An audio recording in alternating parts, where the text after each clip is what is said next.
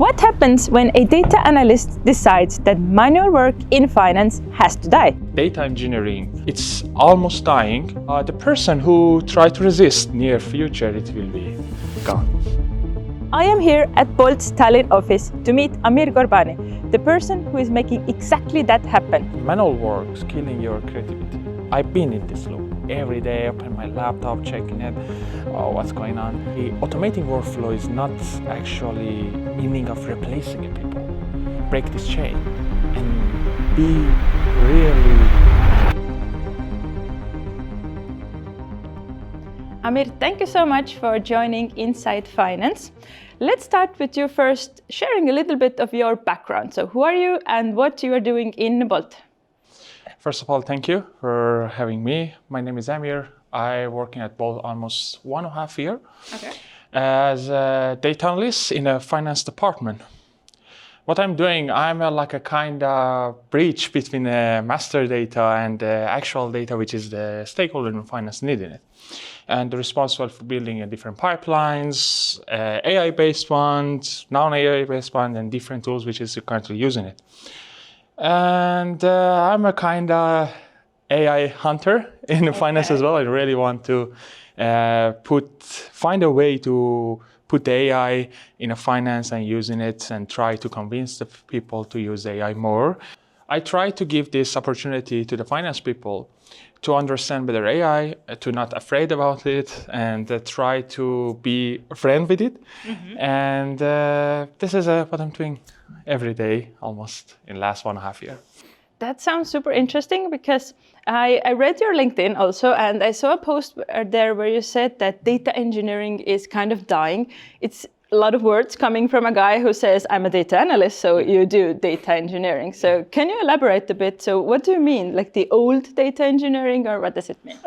Honestly, I'm not really meant to it. I just was a really hot topic, and people text me on LinkedIn, so what are you saying, Amir? Are you sure? I said, chill. I tried to telling you. That traditional data engineering, it's almost dying, not totally. Why? Because now AI changed everything. And now AI build a pipeline for you. AI help you to even do some tests or suggestion to build some tests. And this is something honestly dying. But the real engineers, like data engineers, who know all the fundamentals, know the critical things, knows even business. The point is even the person who doesn't know master in a data engineering, but doesn't know the business context, even department, can be really fit in it. So that person who knows this context, who knows the business, and then who knows to use AI to building a workflow, definitely it works forever. But the person who try to resist, they say, no, I will build my workflow by myself. I write the code 100 lines. The point is, yes, definitely not now, but really, really, real near future, it will be gone.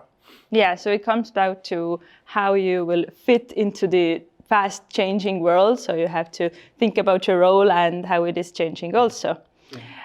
So what do you think, why does actually a finance team would need this type of role, like a data analyst who would be a little bit more technical? Because you have a background also in finance, like in different roles there. So how do you see this cooperation working? Honestly, my opinion, first of all, it depends on the size of company and depends on the size of the data which is you have it. Obviously, okay, maybe a small size of company doesn't need it at all. But if you would talk about a big company like a Bolt, which is everything goes by data, all the decision is data driven, you definitely need the data person involved in the whole process. And especially we have data engineer, we have data science, also we need a data analyst. And all the departments have the same. So for me, I'm acting as a bridge between these two, like a kind of from the data and from the stakeholder or department. So there is some master data which is need to take and make sure is a reliable data, everything correct, etc. And then also there is a stakeholder using it. So I'm a bridge. I'm like a kind of middleman.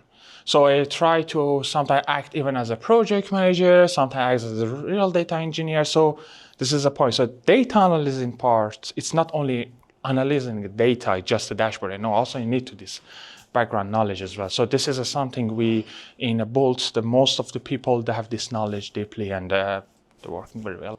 So you actually have to think about how the business is moving, what are the positive signs, what are maybe the negative trends, have to understand that. This is all super interesting. I want to hear more, and I want to share also some of the more example and more detailed examples. So let's have a sit and discuss this further. Sure. So Amir, can you share a little bit of how AI is actually being used in Bolt's finance team? Maybe you can bring a little bit of examples. So how is it being like implemented already in the processes, or maybe some different projects, what you have done? So AI in finance at the Bolt, it's a kind of, we're using AI as a junior assistant. So if we have some processes or some manual works, usually honestly, I try to suggest to all the people in finance to just, you can use AI as your junior assistant and ask him or her to help you, to brainstorm you, to help you to brainstorm and find the new ideas and make your manual workflows, automated workflows. And honestly, AI has been involving many processes and many checks and helps, which is currently doing in the finance team. But why personally, I have the workflows which is we have in it. So imagine you have a lot of documents every month, and you need to every month open these files, read them, check some data, extract some data, and put it in Google Sheets.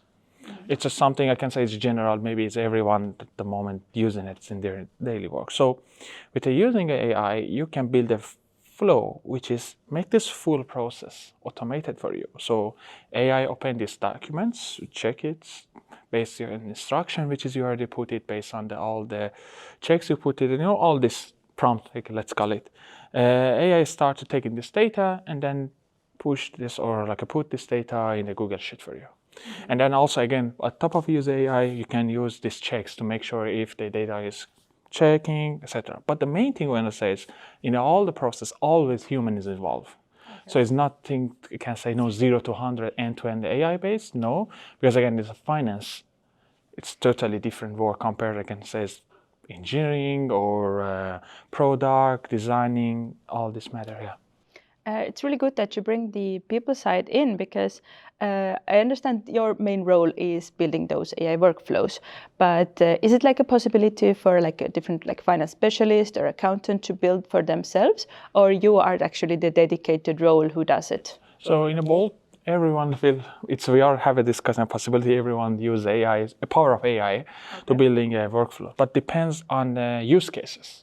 So if we have really straightforward use cases, imagine there is one Google Sheet A, Google Sheet B, or Excel A, Excel B need to versus checks to each other. Definitely some things can possible and use AI for it, and all the people across the finance, they are using it. Or there is this flow, which I said there's some documents and there is some change need to checks. Also that's possible. But when you go into the a deeper checks or deeper workflows and need to checks versus from a master data, PDFs, and different sources the ERP system which we have in it. So when we want to extract this data and then start to digest them, clean them, and then give it to AI, and then put the AI in the not the once, 2-3 times in the process to be as a loop. And these are my job to start. So start to find this a weakness point and try to find a solution for it. Try to build in it and add the AI in there if possible.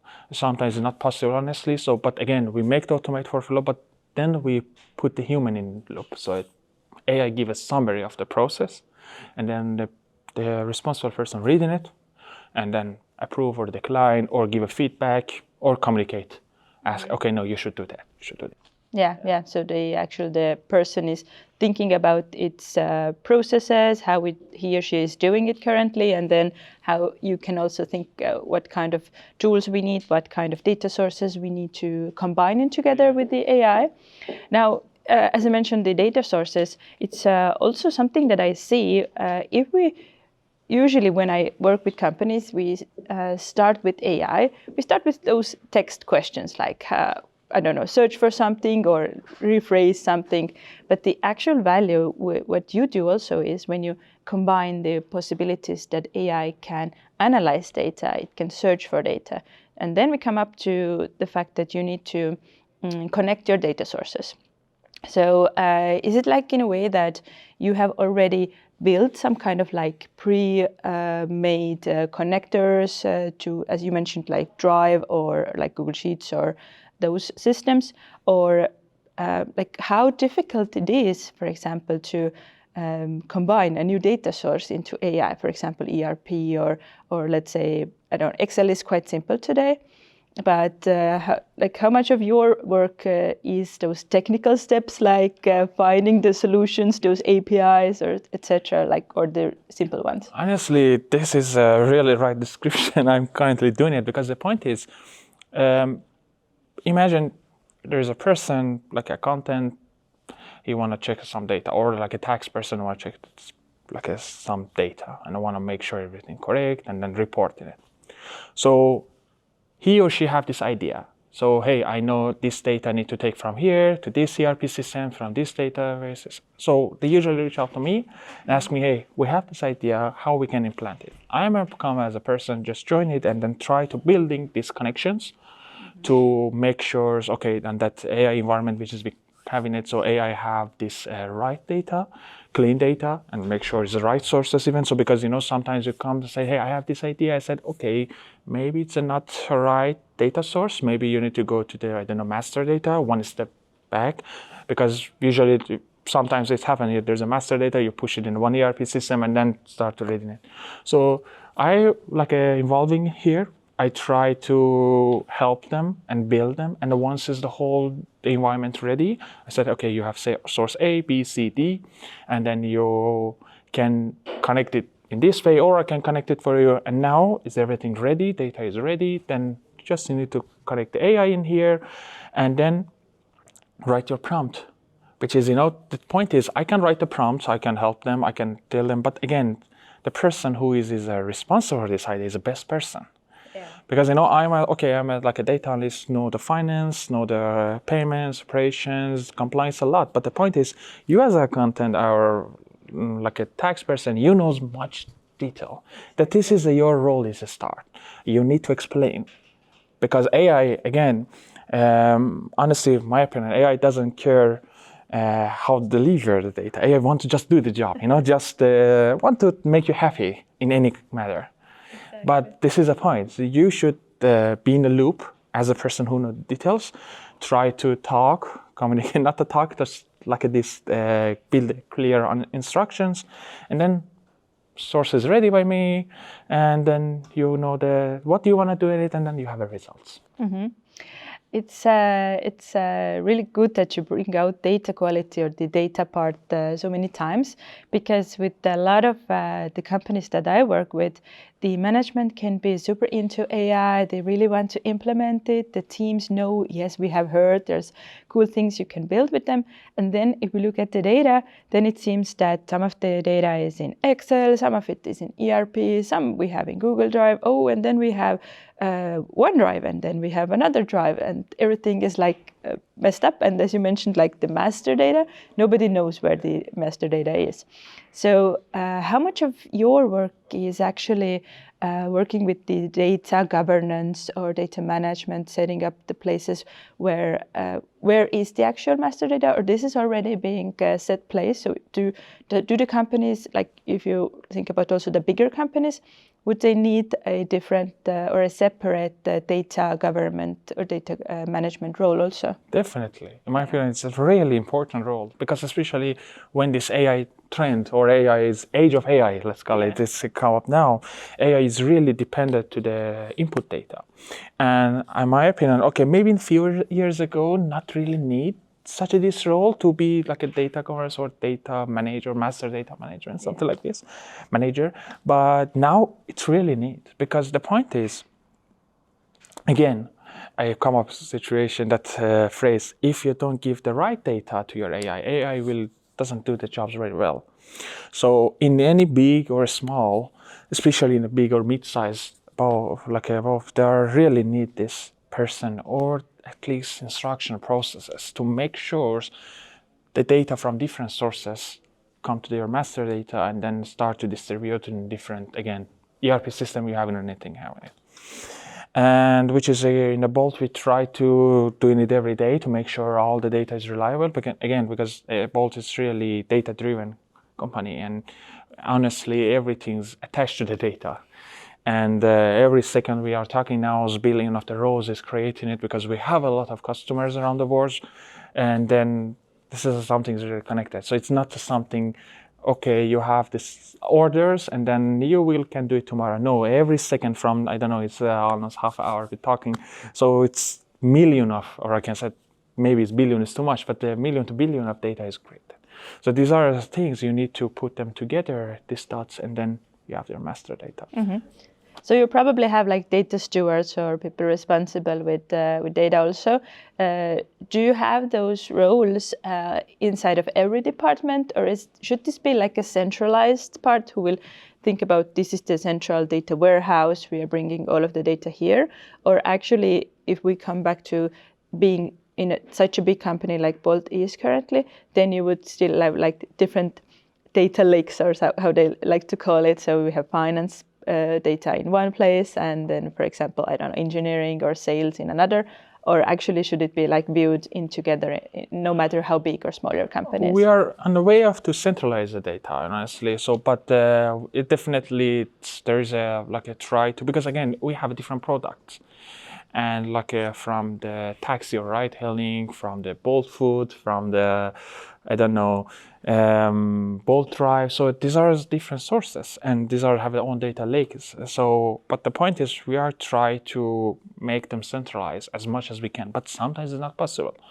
Sometimes, again, nature of the the way of we generated data is different, because we ride hailing, or we call it ride hailing, but actually the taxi, it's a different processes we have in it. For the scooters, we have a different. So at the end, yes, it's really good to have in it, but again, we should first, any person in a company needs to understand, is it possible actually doing it? Because yes, in the ideal world, we definitely have the centralized data, everything under the one hood.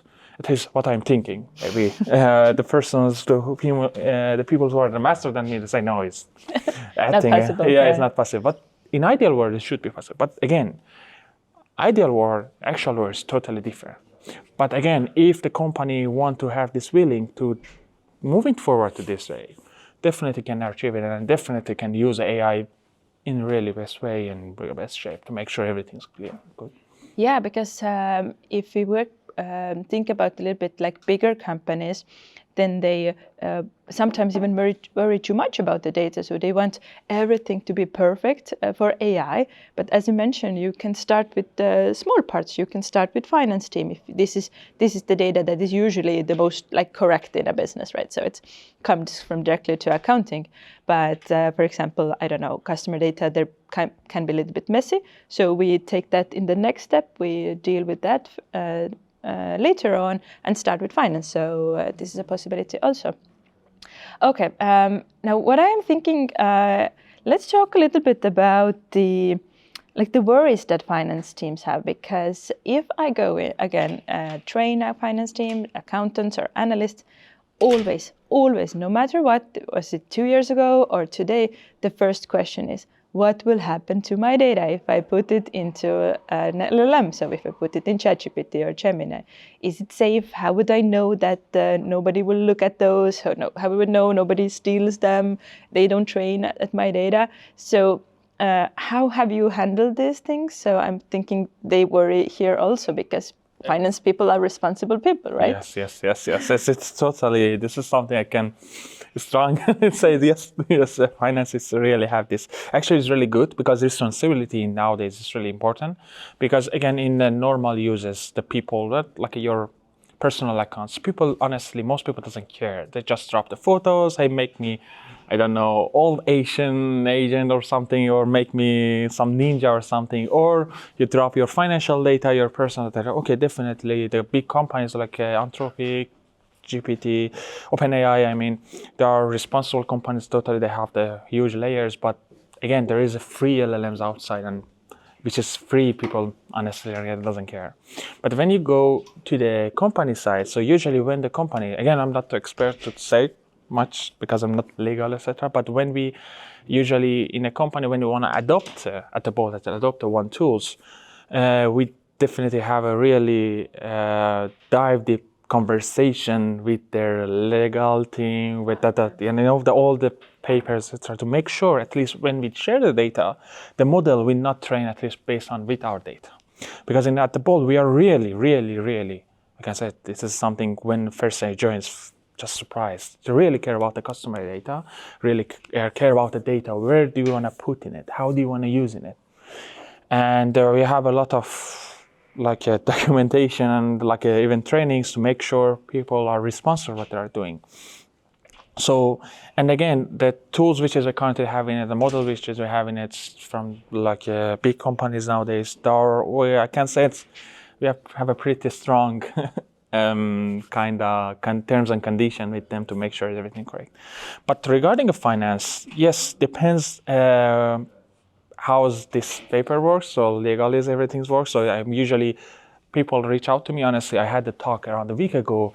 They said, one person said, hey, Amir, how we can make sure our data is safe? So I said, honestly, I can say I'm 90% sure we have a really good things, but again, you can reach out. The main point is if they see there are a stress, they can reach out to the legal people, InfoSec people to say, hey, I have such this data. Definitely there is some data you shouldn't, in my opinion, push it like a customer data, PII data. But regarding the numbers, etc., again, if they hesitate, they can ask. Mm-hmm. But so. It's really good that you have the process quite well set in place so people would know who to turn to. Because again, one of the concerns I see is that if a company doesn't think about which are the tools that are allowed, which are the use cases, then people either they don't use it at all, or then it comes down to shadow IT and they using it kind of a secret basis. They don't share in what process they use AI, and this can be even a bigger problem for the company. So can you maybe a little bit explain how the process looks like? So for example, if I'm, in accounting, I do a manual report every month. So what would I need to do to get it automated or get help with AI? So would it be do you have some kind of pre-made processes or pre-made automations already that I can check from? Or I would come to you and ask, please, Amir, can you help me automate this process? So how does it actually, the setup looks like? So in different tools which is we currently have in it, we have also different, I can say, templates. Okay. So we share these templates in all across the company. So even we have some template dedicated for finance people, for product team. So they definitely can use it. But honestly, it can cover 50% of the requests, maybe less, maybe more. But if they have a really special cases, really even the technical one, I'm here. They reach out to me, teams in here also they are available. But also again, that we have AI in a company, which is they can ask AI, hey, I have this manual workflow. I have this manual work every day. How can I automate it? How can and also we have these tools as well. How can I build these processes? Because this is something I always encourage to people. Hey, 90% of the time I'm available. I'm here. I can help you. We can brainstorm. But that 1% that maybe not available, so you have AI. So you can just ask and help. And then you can have this start at least the first ropes. And then you can say, okay, I have it, and then start to connect them, and then you have your workflow. And usually the first workflows, it's building a first workflow is a bit hard, a bit scary, and because you don't want to mess it like a data or do something wrong. But I'm suggesting to people, let's start with a really simple one. Just, I don't know, share with some really random number, put in it. What I'm usually even for this, what I did before, I made up my own files, and then because I don't want to mess with everything, I said, hey, I have this file A, data source B, data source 3, And then I want to build a workflow. How can I build in it? And then I start to build in it, and then I have a destination. So when I see, okay, with my test data, everything works, I could go live with like actual ones, yes. And then again, build a test on top of that actual ones as well. Okay. And that AI that helps people, that's not like the regular ChatGPT that you can access anyway. So it's kind of like trained their own internal processes, so it know what to suggest and what are the templates. So we have the skills, we have which is if you have the question regarding the resource, yes, yeah, everything. Okay, it seems like you have the templates, you have the possibilities, and then there's all of this hype that is being like shared around AI. If you go into LinkedIn, well, I think it also like is because of like my own problem that I surround myself also with the people who are active in AI. But everyone wants to sell their product. Everyone says that, oh, this workflow is super easy. Take this template, implement it into your own process. Everything works. You can save, I don't know, 10 hours. So I'm sure you have that also like in your LinkedIn feed. So how do you like find the actual use cases which to test? Do you even like take ideas from LinkedIn, or actually you get most of the use cases like internally? Honestly, so what you see, I usually say to people, what you see in the social medias, it's not matter LinkedIn, X, or Instagram or anything. It's totally different with the actual work, the real world. Because people when they share some ideas, it's maybe their own use cases. So okay, there is some high-level workflows, the normal ones. You can definitely use in it. We can inspire from them. I said, and using it, okay, I can doing it. But the point is, my opinion, at least 90% of these messages or like a post, it doesn't help me, because again, bold different companies, they have their own processes, they have own even restrictions. So okay, someone say, hey, I use this node in it, and I use this one from there, that, and then suddenly you start to search and said, oh, I don't have in it. So you cannot have it. You can't use can do it. Yeah, you don't know what to do. Yeah, exactly. This is the point. So yes, you can inspire. I said, oh, the guy did this. Okay, how can I scale it in my manual work? Then this is possible. But you want to exactly downloading it. Even I'm not suggesting to people, don't even my people who's not outside the vault, my friends say, don't download the workflow, don't import it. No, just try to build it by yourself, because again, you don't know what's inside it, So this is really things. Just inspire. Try to inspire. The word now is more inspiration rather than copy pasting, and especially again in a like an industry in the work companies, it's totally different with your personal workflows or personal needs. Exactly. But to inspire the people and the ones who are listening, so can you bring a little bit of examples, maybe some from the templates? You don't have to go into super details, but which are the most popular ones that people use or involved, or which are like the easier one to use? Is it like for reporting or analyst? You mentioned also like data quality checking or data preparation. So which are the the popular use cases? I think for all the people around the world or in Estonia, everywhere, so using AI as giving the summary is a really good thing.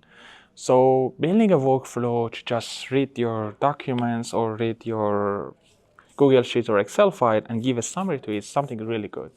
So building this workflow is really good, because again, you might have one Google Sheet have it like a 10 or 20 pages, and okay, usually some people's reading it, checking it, they have to do it, and also this manual work's killing their time and killing this creativity as well, unfortunately. So using AI to at least give the summary, even use AI or like this automated workflow to make the checks for them.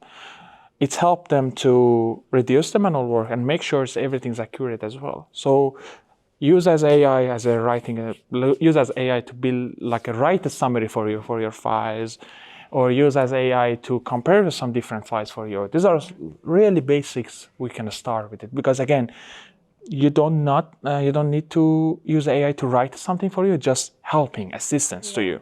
So it's not something says, okay, 100% I rely on it. No, you're just still in a loop. because that the scary part is use the AI in the whole flow and without the human loop. That is totally fine. But as long as the human in the loop, in different places, different steps, this is not really be scary. Yeah, so you can just automate some of the steps, again, preparing the information or helping, like having this set of pair of eyes to help you check the numbers, etc. Okay, that is really cool. So can you share a little bit of the toolings also that you use? You don't have to, of course, mention the different models that you have, but is it like a possibility to use different LLMs or different, models? You have like also some kind of local models? Because again, usually what those SMEs or medium-sized companies do, they go into one company. So either they choose OpenAI or then they choose Google, and then the people are stuck with one tool. But as we see currently, I don't know, for example, to me it seems Claude is currently the best, for example, for some finance tasks. But if you are in Google ecosystem, then Gemini would be best. So how do you deal with the changes there? So I can say it depends on the use case, depends on what you want to implement. We use a different LLM models. Okay. So we are not really strict to the one and a stick. No, again, because it's a big company, big amount of data, big different products. Imagine we have like a PDF, so maybe, or pictures. Gemini maybe is really good for reading, extracting it. For this finance checkers, this versus checkers, maybe honestly is like Claude, it's really good. Anthropic's tools is best. Or if you want a conversation, talk, honestly, I think GPT's, OpenAI, ChatGPT I think still is the best one. Yeah. It's really normal conversation. So imagine you have that agentic bot, because we have a lot at the bowl. So the whole process can be involved with the different models you can connect in it. Because again, each one of these is good in their own way. It's not, I'm always against says, hey, use the one forever. No, you should try with it, and each one of them is actually meant to be good at one. Okay, and also you don't limit the usage into one tool, so people can decide for themselves. They can test, which is also like a really good way to raise the awareness of what if the possibilities are out there. Yeah. Now, talk about raising awareness. I know that you are very passionate about people not having to do manual work. We are not meant to be like checking the numbers, copy pasting into one Excel to another. So can you share a little bit? So why is it that important topic to you, and why you take this opportunity to speak to me also? So it's I think the phrase which is always says all the topics everyone when I talk with the people, it says manual work's killing your creativity. Yeah. So when you drown in your manual work, everyday work, checking Google Sheets, checking different documents, reading 100 line of the Slack messages, Teams messages, it's just stuck in a loop. I've been in this loop. I just stuck every day, open my laptop, checking it, what's going on. But when you use AI, when you adopt AI in your daily life or use AI like a building automated workflow, honestly, automating workflow is not actually meaning of replacing a people.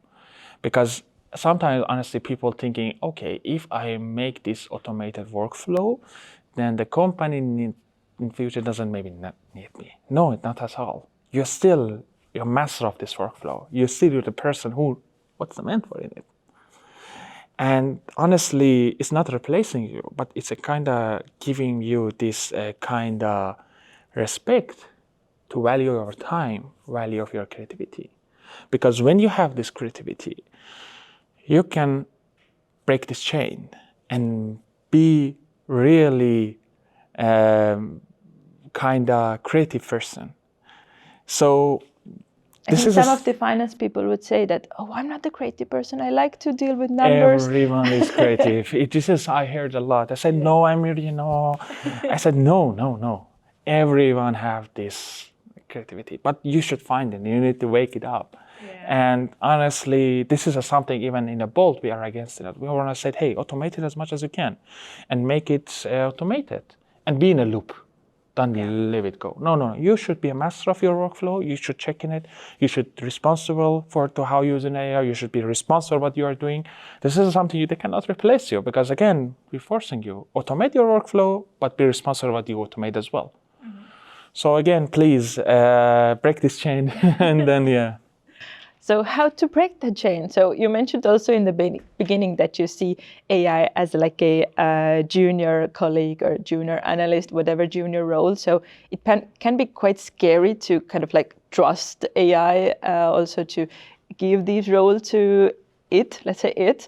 So what would be your recommendations for a finance person taking those really first steps in AI? So how to get going, how to get that trust or that comfortability to work with AI?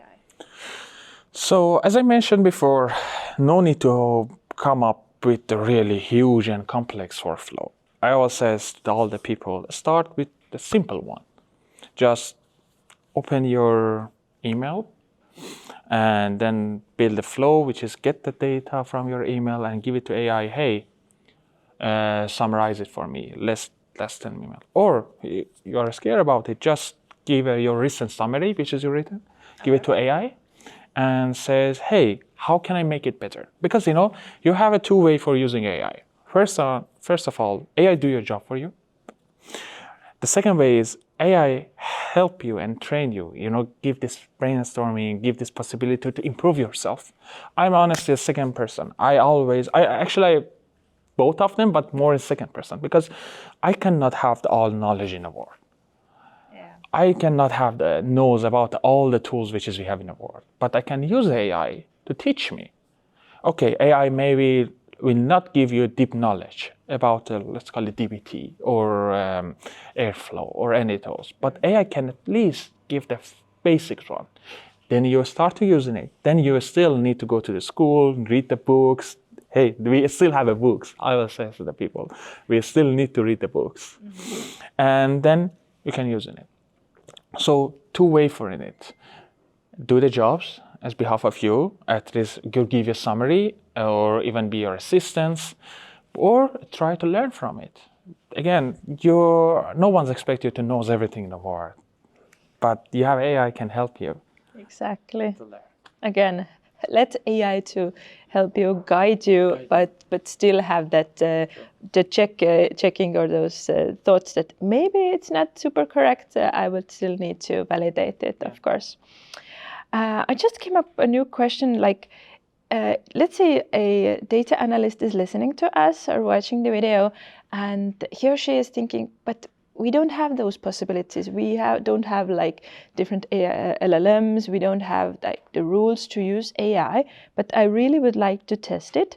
So what would you recommend? How to try it in a safe way, or what kind of examples to give to the managers to get them actually into the world of AI? So as a data analyst, data engineer is not matter what. You definitely have some processes. Yeah.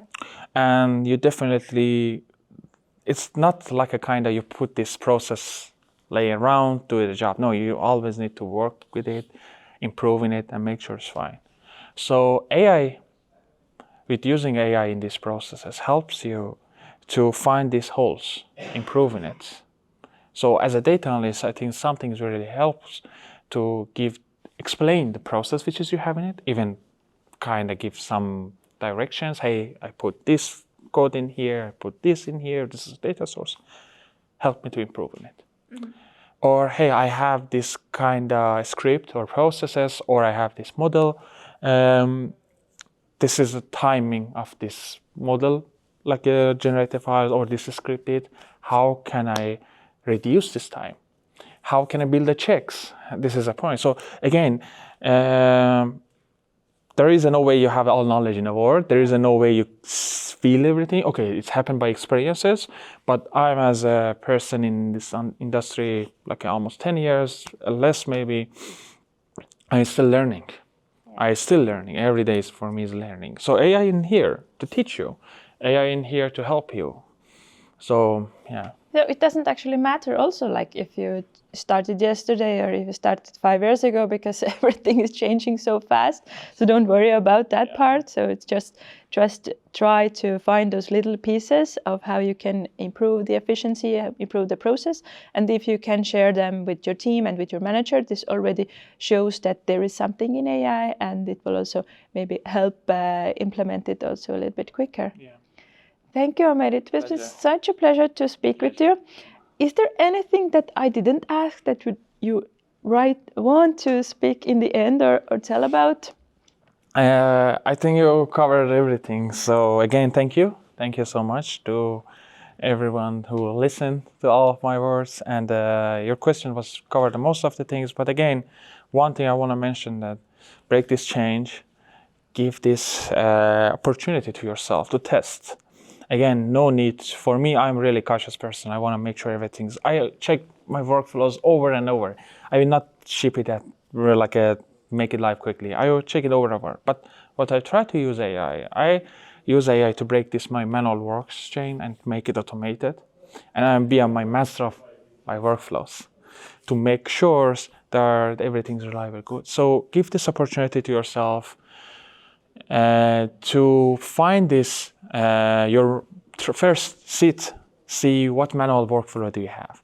And then once you write it down for yourself, use AI and ask AI, hey, how can I automate in it?